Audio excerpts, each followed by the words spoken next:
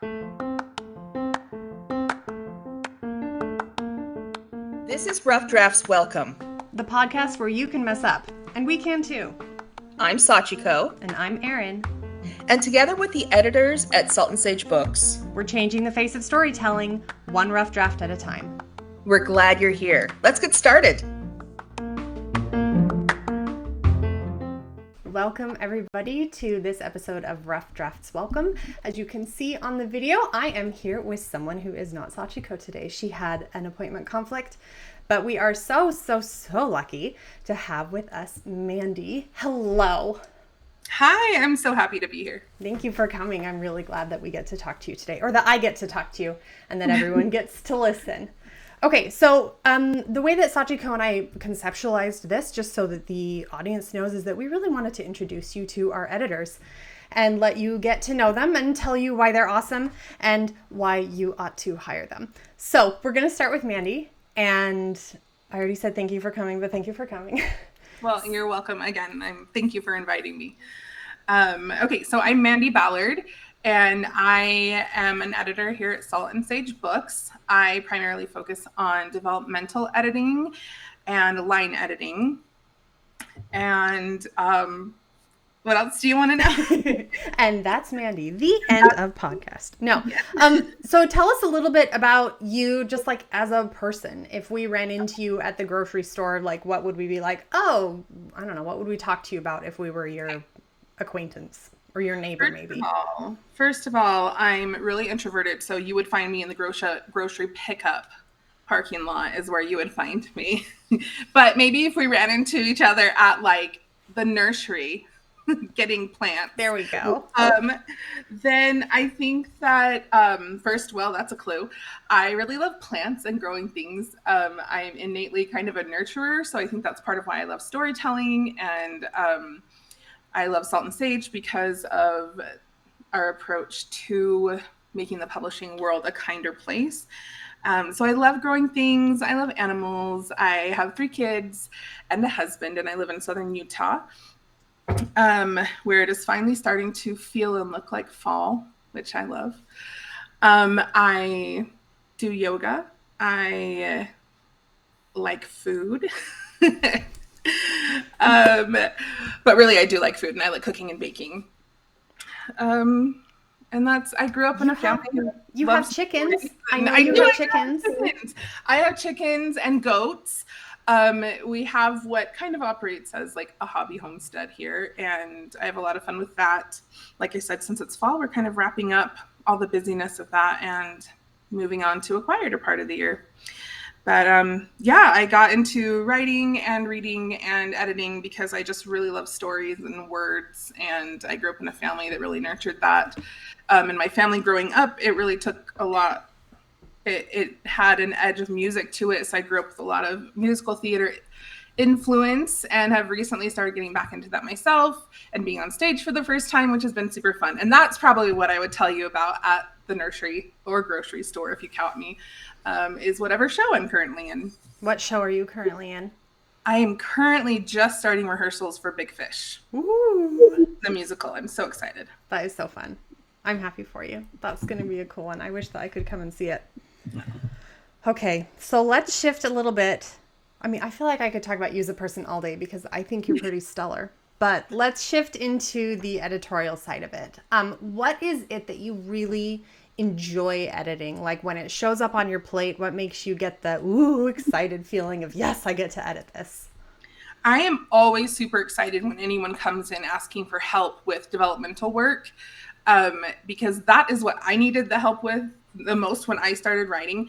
And so I dove into that a lot and kind of studied, especially character development. I think that's what makes me so excited is when someone comes in with a genre I really love, like some sort of speculative fiction, and they want help with their characters, because that's always been the genre I love to read in, and it's some of what I write.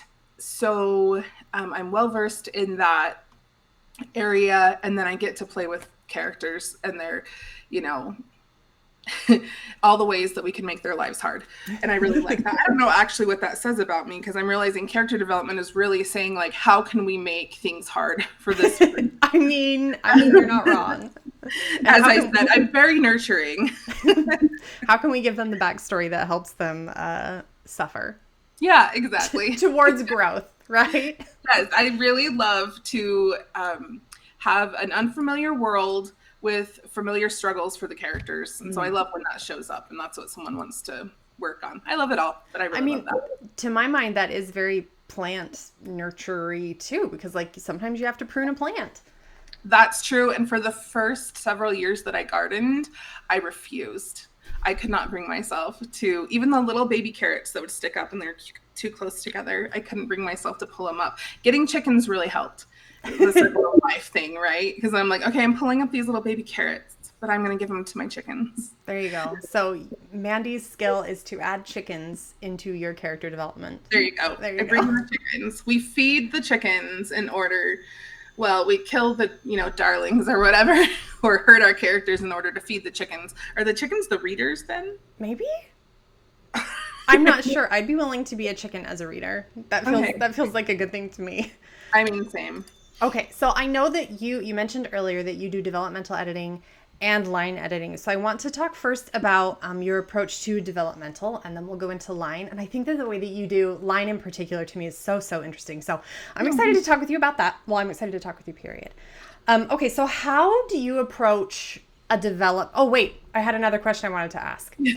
Do you have preferences as far as age go? I know you said you like speculative fiction, but that's a pretty broad category. Do you like it? Really is, ages? And that can go into any age category. As far as age categories, I love kidlit at heart. Like, I just really love middle grade that shows us how a character and their story, they're like trying to find how they fit in the world. So I really love middle grade. And then young adult does almost like the next step of the process for a person.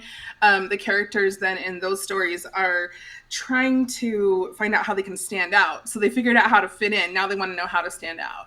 And so I really like those two age categories, probably more than anything, especially when it comes to speculative fiction, because I'm not the best fit for like big epic fantasy. I'm a fan of a lot of that, but that's so much of that. It can be very character strong. It absolutely can, because people who write epic fantasy are brilliant. But so much of it is in the world and sometimes theme. And again, those two things can interact with character. But we do tend to lean back off the character focus just a little bit. And I just really crave the character stuff. So my favorite when it comes to speculative is definitely to be in that middle grade, young adult phase. And then but I really love other things too. I love a good rom-com. I love a good, as like a commercial fiction, like a book club kind of stuff, like things like that. That's typically sort of called women's fiction a lot of the time. I really enjoy that as a reader. So I also really, like to edit it. Upmarket women's fiction, whatever those buzzwords. I know it's called so many different things, but yes, yeah. I like it all. And I really have in the last couple of years started to like, there's been a few more rom-coms passing through, I feel like, and I really do enjoy that. That's awesome. Okay, thank you. Now we'll actually shift to developmental edit. Okay, so say that you get I don't know, let's say it's a speculative YA, right? This falls in your lap. And they would like a developmental edit. So how do you approach that? What's your whole process for doing a developmental edit?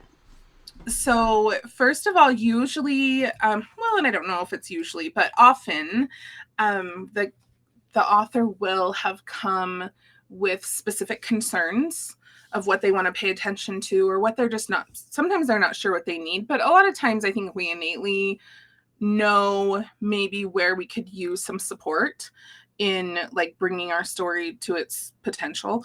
And so obviously if the author has come with something that they really want an eye on, I'll plan to, I make that note to myself and plan to look at it through that lens. But overall, and regardless of genre or age category, there are just certain aspects of story development that I'll then look at, since that's what we're focusing on. So I'll kind of make myself a document where I put the different aspects, and then really as I start to read the story, I make notes to myself in those areas. When you make notes to yourself, do you do like inline notes, or are you making those notes in like a separate document? I do both. So I think since I'm a writer myself, I know how helpful it can be to have stuff in the actual document. And everyone's different. Maybe some people don't prefer that, and hopefully they would tell me if they don't. But when I'm going to be offering a developmental edit, I'm wanting to give them back their document with my notes in it, as well as an edit letter. And the edit letter that really details my thoughts in all the different categories and, talking points about what I noticed reading the book. I like that is kind of the bread and butter of when you get a developmental edit. Like, you want that edit letter. And so that is the outline that I make myself with the different categories is going to eventually turn into the edit letter. And then I have my inline comments, and I try to it's our job as editors to be able to see what's good. We're not only there to see what needs work, even though primarily, yes, I understand that's what we're being hired for. So in the edit letter, I'm going to, give a lot of my just things that I noticed that were more over the whole story. If I notice I'm making the same notes about a character repeatedly, then we're probably going to talk a lot about that character in the edit letter. And it's going to be the positive and the things that, need more work, according to my eye. In the manuscript itself, I will also make little comments and maybe reference that I'll talk about this more in the edit letter. A lot of my stuff that's in line are like my fangirl moments. Honestly, I am helpful. I don't just try to be helpful. I am helpful, but that is where I let myself, because the edit letter, of course, I'm going to gush a little bit, but like, I understand that it's like a document meant to help them get the overview of what they can do next to be productive in their project. And so in the actual story document that they sent me, I kind of let myself fangirl a little bit, because really if you are in this business, it's usually because you love story or words or some combination of those. Anything that crosses your desk, there's going to be good in it. And that's one of my favorite parts is with developmental edits. I love that that's such a part of how you... Oh, did I not unmute? Can you hear me? Mm-hmm. Okay, sorry. I mute it when you're talking so that my microphone doesn't be weird. Sometimes it's weird. Anyway, I love that that is a big part of how you approach the edits, that there is this sense that no piece is inherently bad, that there's always something that we can find that the writer did really well. I think that's a really cool way to approach it too. And then I'm just imagining, as you're describing the process, if I were to receive an edit from you, I think that I would feel very much like you were on my team because of that. Like that you're over here like, yes, I care about the story. And I love the reactions in line. I know not everybody does, but right. They make me, as a writer, they make me incredibly happy to get that sort of feedback in line. Yeah, I think it's a really great reminder that, like, yes, my primary role in something like that is as an editor. But it's kind of nice. As you're reading, you also can't help but read as a reader, especially with developmental edits. It's not like I'm proofreading it, where it's a little bit more of a science, and maybe that's not true, but that's kind of how my brain sees it.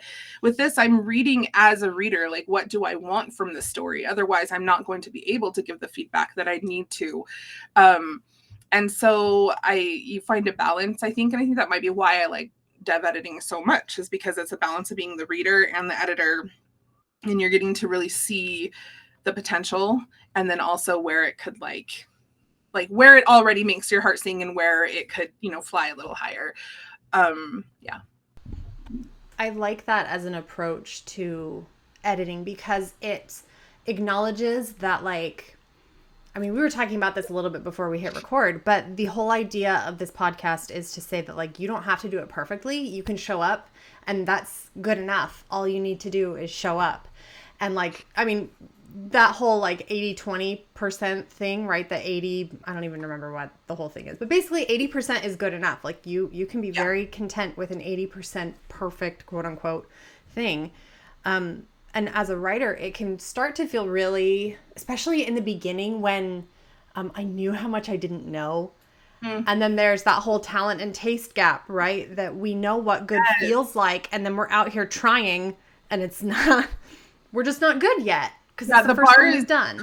The bar's constantly rising because, yes, when you begin, you are aware of how much you're just aware you don't know a lot. But the more you learn, you actually know what you don't know, if that makes sense. And so it's like this always growing pressure to keep expanding your knowledge of the art and the industry. But that also gives you just what could feel like more information about how much farther you have to go. But I love what you said about like us being on the team of the author, because that's really what it is. Anytime we're getting feedback from someone, it can definitely feel, I don't know, we get that innate feeling that they're not on our team. Just because maybe they're saying something hard to hear, or either way, even if they're saying good things, they're still looking at something very close to our hearts under a microscope. And that's uncomfortable.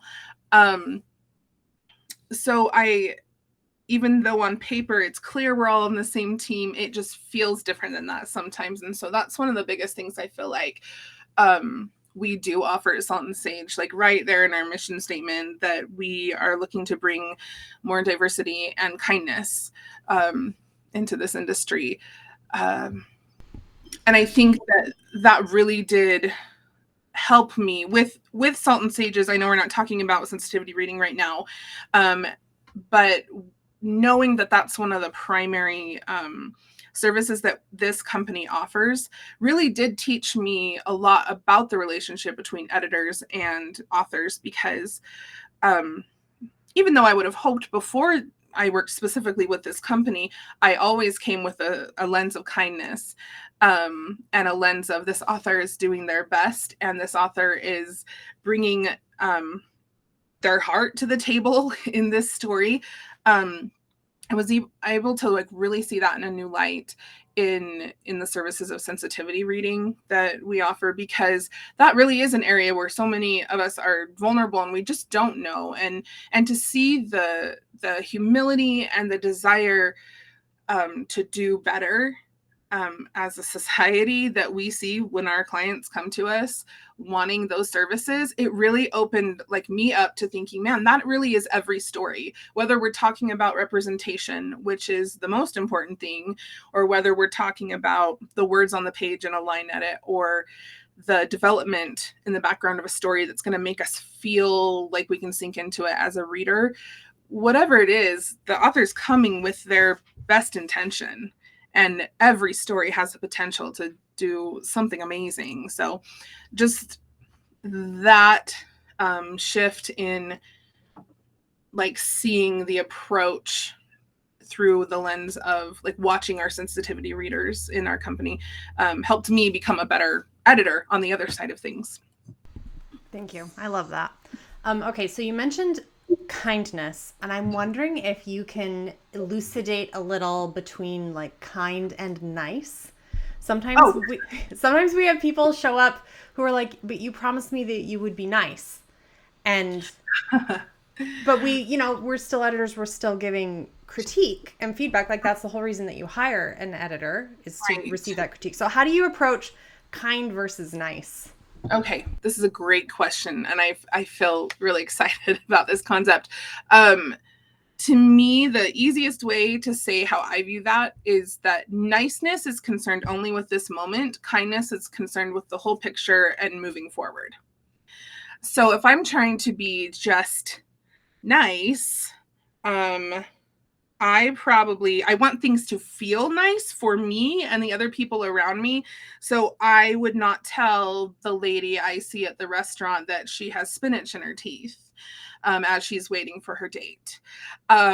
Because that's uncomfortable. I want to feel nice. I'm just going to smile and be nice and not tell her maybe. But I feel like the kind thing to do before that date shows up is maybe to say, hey, you have spinach in your teeth, because I'm thinking about her as a person and her interactions with the world. That being said, I don't know if I would always tell someone that they had spinach in their teeth, but I would hope I would.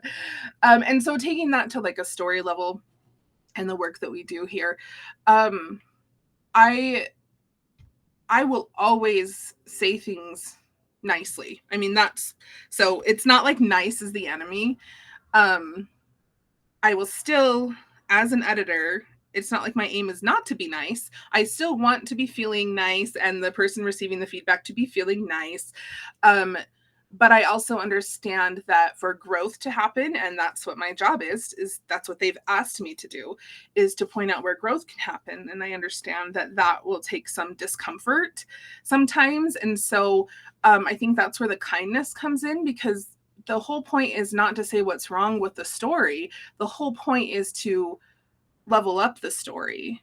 And so that I feel like that's where the kindness comes in. Again, yes, we're going to be, we're going to talk about it nicely, but we are going to say the things that need to be said for the best interest of the author and the story, because that is the kind thing to do, because that's what we're here for. And at that point, if I've read a whole story, it's part of, like, it's in my heart.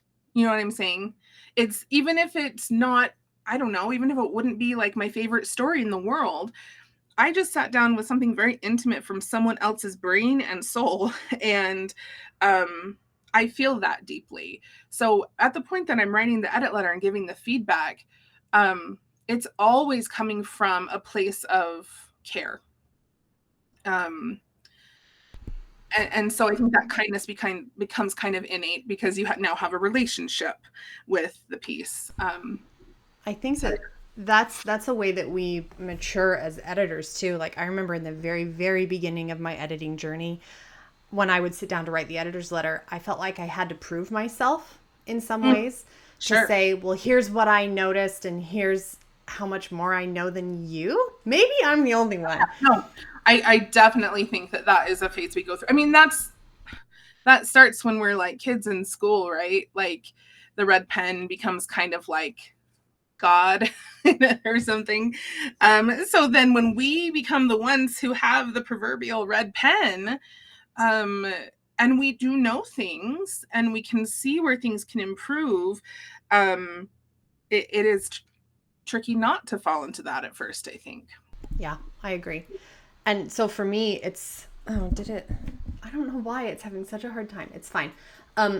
For me, that is the real, like when we're hiring people and we're looking at their editor's letters, that to me is a real clue that somebody is a mature editor, is that they can, on some level, you can separate the author and the piece itself, but on another level, you don't have it 100% separate. Because to have it 100% separate means that you could, like, at least what I've seen is that sometimes editors can be kind of unkind. They can be cruel occasionally when they're talking about, well, here's what you did wrong. But there's a way to approach it that is kind. It's just exactly what you were saying, that it's kind, and you can see like, okay, you're here to get help, and I'm here to help you as an author, and you are a human behind that author job. Right. And I think it's important also to talk about the fact that sometimes there are things in a piece that, like, maybe you could feel a little justified about being a little harsher, especially again in a company in which we deal a lot with representation and that being done well. If someone is doing some things not just grammatically or story wise wrong, but kind of like in humanity, like wrong, I do think like there's sometimes going to be, I don't know the word to use, because we're always direct, and we are always kind, but I feel like there is a severity that sometimes, like a weight that we have to come into our feedback with. And so it's not like I'm saying it's all like bubbles and sunshine in what we give back, because sometimes the issues in media, you know, are really bad or they need to change, right? And so with that, I think, yeah, the tone can vary, and it, like I said, we're always direct, and we're always kind, but again, kind is different than nice, though niceness is usually involved. There's also sometimes like a I don't want to say sternness, but that's the only word I can think of. Like we have to convey the, Like the severity of the yes, concern. Yeah. yeah, exactly. And it's going to be different. Again, if someone's like, even though I could really get heated if someone is like, you know, trying to make me go through a story with an undeveloped character, you know, that still is just a part of the process that we go through, and we gain depth to our stories. But if someone is coming in and they are being unkind in their manuscript, like, I know we've talked before about how like fat phobia that shows up sometimes in rom-coms, or the racism that can be part of like just the underlying conversation in a story. Yeah. And as a developmental editor, it is not my job to educate on that, especially since there's a variety of experiences that, you know, I do not have.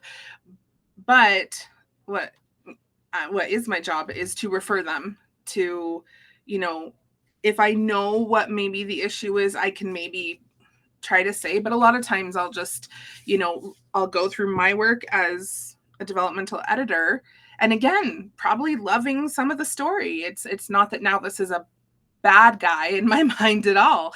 A story is an amazing thing, and part of what's amazing about it is its potential.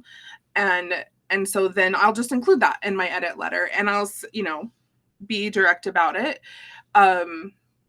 That, like in any other letter, this is what's done well. And if there is something that's in there that could be harmful, then I will absolutely recommend a sensitivity reading, in the same way that I would recommend your next step could be line edits. I usually do include that at the end of my edit letters, that I'll, you know, say maybe what like a recommended next step would be. And so if that's sensitivity reading, then that's where I'll mention that. And if those sensitivity concerns are affecting the world building or the character development or the plot, I'll mention it in those other sections as well. But yeah, it's not for me to like dive into it, but I will always recommend it when needed. And again, we're still always like, we're wanting to see the story succeed. And that's why it's not like, oh, I'm really upset about this, I'm really mad at you that whatever the case may be, you didn't develop the character. Like, that would be silly, right? Like, that would be so silly, because that's what I'm here for.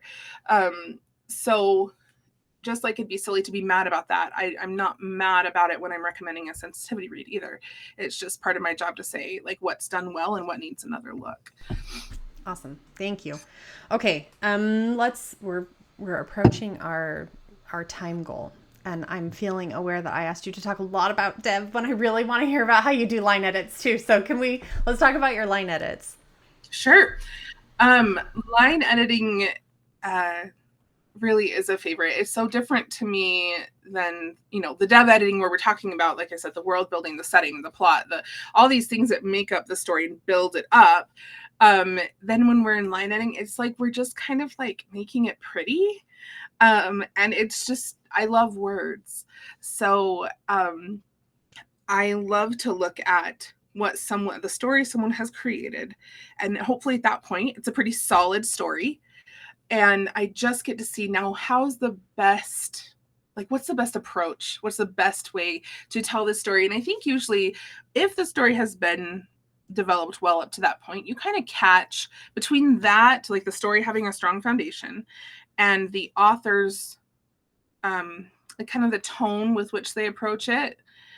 you kind of then get a feel for like their style of storytelling. And one of the most important things I find with line editing, or something that's important to me in my approach, is to maintain the author's storytelling style and their voice, which is hard to do, right? When we're like coming into it being like, my job is to change the words if they need to be changed. But then I don't want to insert my voice and my style. So with that being really important to me, how I approach it is I kind of the same thing. Like there's going to be things I'm paying attention to, like tense, like as in what tense we're in the story, voice, things like that. So I'll kind of have that outline that's going to become the edit letter eventually. But then inline, what I do, I know some people do prefer, and I do try to establish this, what the author prefers. But rather than doing like a strike through and replace, which is a perfectly fine and appropriate way to approach line editing. That's what I would do to my own stuff, if I was line editing. In order to maintain the voice, what I like to do instead of choosing the words for them is I will I like highlight and do those inline comments, and I will say and I realize as I'm saying this, it sounds like it's this huge long process if I'm commenting on everything instead of just quote fixing it. But I'm sure we all know as writers that we make a lot of the same, I don't want to say mistakes, but if we all have our style. Yeah, we also have our own style of, yes, the things that could be better. So often the first time I encounter something like someone having a run-on sentence, for example, something we all know from like elementary school. The first time I encounter a run-on sentence, I would like highlight that and off to the side say, the sentence got a bit long. With something like this, we can approach it a couple different ways. And then I'll maybe give a couple options using their words. And then maybe like an option, this is all just on a comment off to the side. And, maybe something like, and give an example. The next time, so I've now touched on why this needs to change, and then maybe given some ideas of how it can change. And, then I'm educating them. The whole point is for them to outgrow us, right? As editors. And so I'll tell them, why that particular thing might need a second look, and a couple different ways to fix it, as in throw in a semicolon here and then, put the rest of this here, or make it 2 full sentences, or you could say just shorten it, cut out these words. So you have options. Next time I come in across that, I'll say, oh, here's another run-on sentence. I don't have to say more than that because we've already addressed it. I also will put, in my notes for my editor's letter, that's something we're probably going to talk about in depth in the editor's letter. If it's something that I'm seeing more than like 3 times, then that's something that would make it into the editor's letter, if that makes sense. I love that. So for you, it's about identifying the patterns that the author has. Yes. And the things where they are consistently, I'm hesitant to call them mistakes, but where they are doing things that render the text unclear or more difficult to read.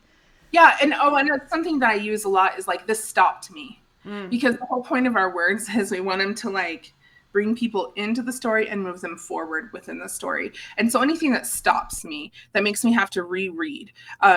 So yeah, that's what it is. It's not that it's mistakes. Again, we're not in proofreading. We're not in factual territory yet. Still, we're just in kind of that beautifying and making it easy to read, and not easy as in like unintelligent words or readers.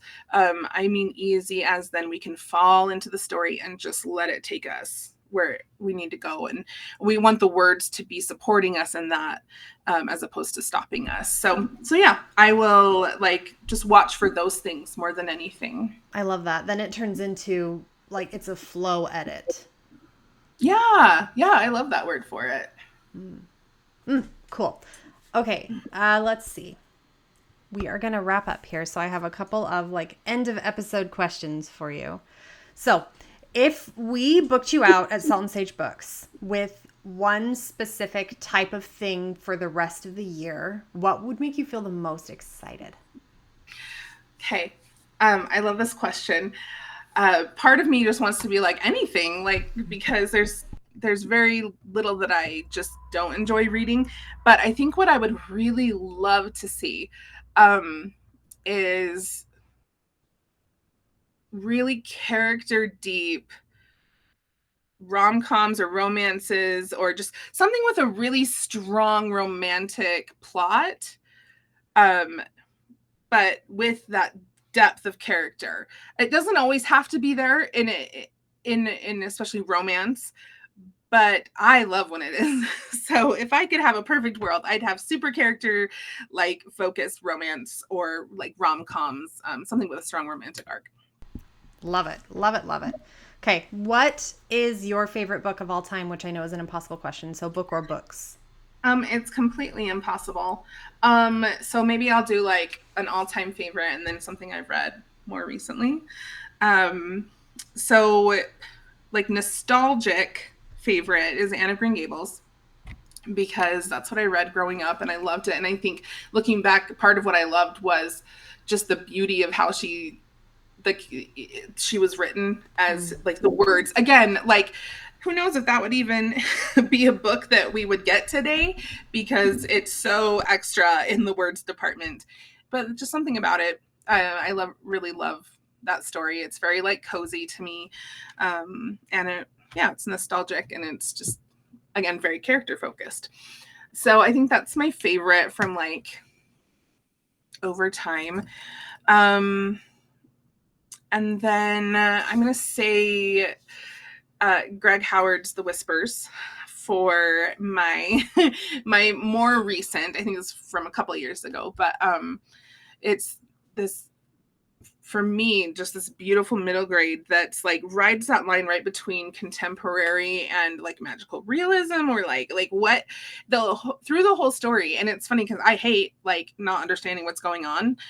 So usually if I don't understand what's going on, I'm done.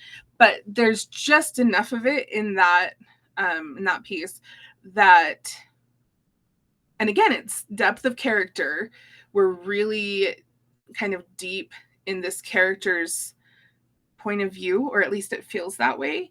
And then we get to like not really know, like, is there magic in this world? Is there not? And it deals with a lot of like really deep emotions for a middle school aged boy, which I love.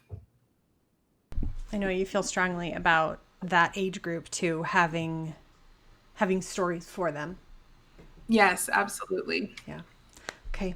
All right. What's your favorite animal? I'm really basic and I love cats. I do too. Okay. If let's see. Do you prefer digital books or physical books, and why? I mean, I think they both have their virtues. I really do love a physical book in my hands. I smell it. I just want to smell it and like feel what the pages feel like. Like that is part of the experience, whole sensory experience of reading. So, like, I love that. If I could choose anything and I had unlimited time and resources and everything, I would always read a physical book. Probably like in a hammock with a drink. I don't know. But like, we're not in an ideal world. And so sometimes I love if, that I can carry 100 books with me on a device, or listen to an audiobook while I go about my day's work. So my preference would be to physical books, but I see the virtues of the others and I use them all the time. Love it. Love it. Love it. Okay. And last but not least, what is one thing that you wish all writers knew?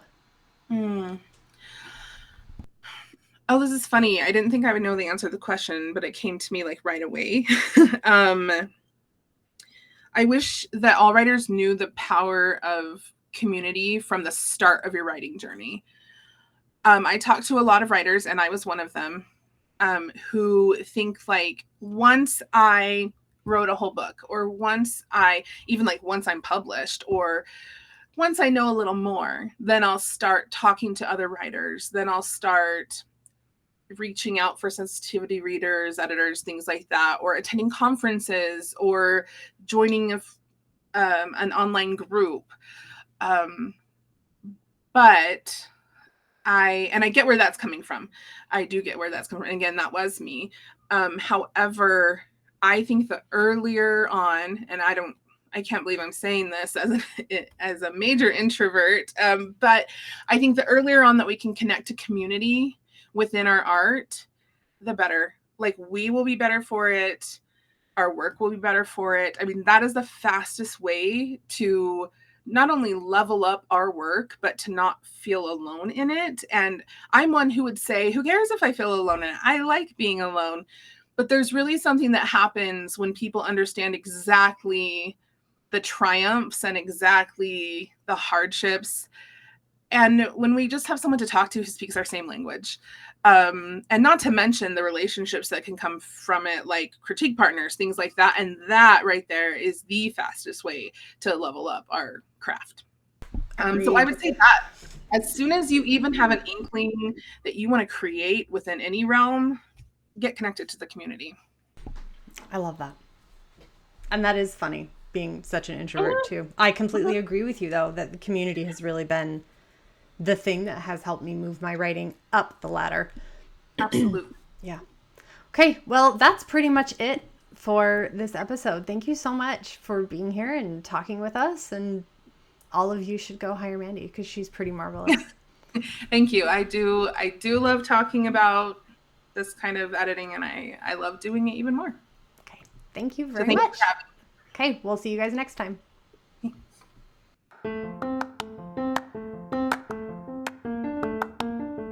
This has been Rough Drafts Welcome. Thank you so much for listening.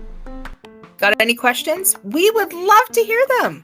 Got a complaint? We'll hear it too. Yep. Leave us a 5-star review. Pretty please. And thank you. And if you want to book with Salt and Sage Books or learn anything else about what we do, or if you want to work with us or take our courses or blah, blah, blah, blah, you can find us at www.saltandsagebooks.com. And we're all over social media too. We sure are. And we'll see you next time. Bye. Bye.